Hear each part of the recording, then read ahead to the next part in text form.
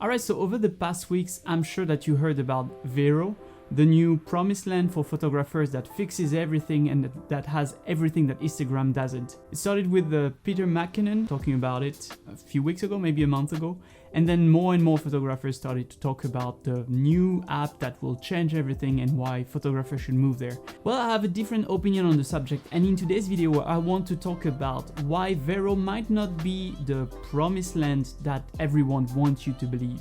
So first, let's talk about what VERO promises, right? So VERO is supposed to be a platform without algorithm, and your feed is only composed of the posts of the people that you are following. Additionally, VERO only has a chronological feed, which allows you to see new posts from people you are following. VERO is also a platform without advertisement, so there's no paid promotion, and supposedly they don't sell your data, which kind of bring up a question, right? How do they make money? And I will come back to that point a little bit later in the video. And they also push the idea of community. So have people that you follow and that you can interact with. You will see those people's contents and you can divide them as friends, acquaintances, etc. So this is the general idea with VERO, right? Because of the choices they make in the design of their app, there are some problems also that come with what they promise. So first, there is no algorithm on VERO, right? Which is a good and a bad thing.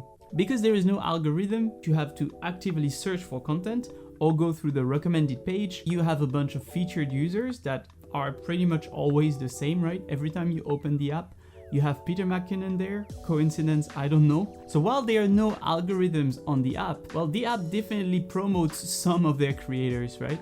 Which kind of make it kind of unfair for the people who are starting. And if people don't actively search for your content, it's really hard for them to find you. So what you have to do is basically to bring them from other platforms to get promoted there. Now also in terms of user experience, right? I don't know about you, but whenever I go on Instagram, I don't necessarily know what I want to look at.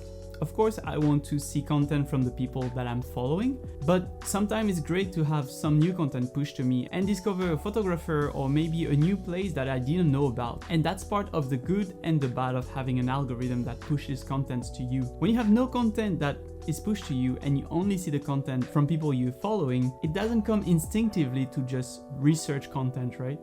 For me, if I don't have content presented to me, I would just leave the app and go somewhere else. So when VERO talks about the idea of community, well, you would assume that there are a lot of users and a lot of engagement. I think like nowadays, the amount of users increased quite a lot, but the engagement on the platform is still really low because people are still wondering what is this app about. And as I said, it is hard to discover new people. So you can post on VERO, but you should not expect to have much engagement there.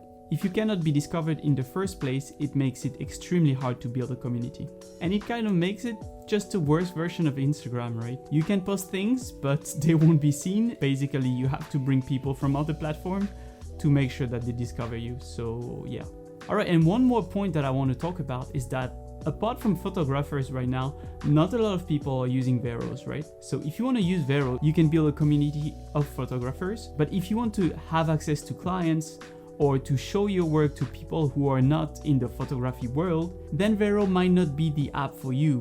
At the moment, still a lot of people do not know about the app, right? I personally have been using VERO for more than a year now. And honestly, VERO at the moment is not somewhere where I want to put too much of my attention. And I think that YouTube is a great example. YouTube for me is more a way to share my thoughts, share my photography, and also build the community, right? There are many of you who take their time every week to watch my videos, comment on them, and also contact me, whether it's on YouTube, by mail, or on Instagram.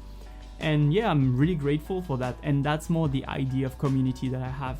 I think that for most people at the moment, either Instagram or YouTube or maybe Twitter is a best investment of their time. For me, VERO at the moment, because of the reason that I mentioned before, is just not there yet.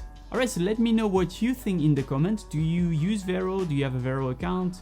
And make sure to check this video next because I'm sure that you're gonna enjoy it, so see you there.